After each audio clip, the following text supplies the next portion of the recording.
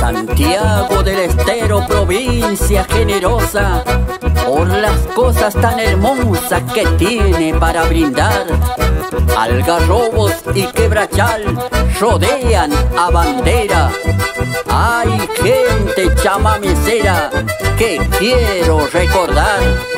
Sergio Ibáñez, Pichón Ganen, junto a Patrón Barrera.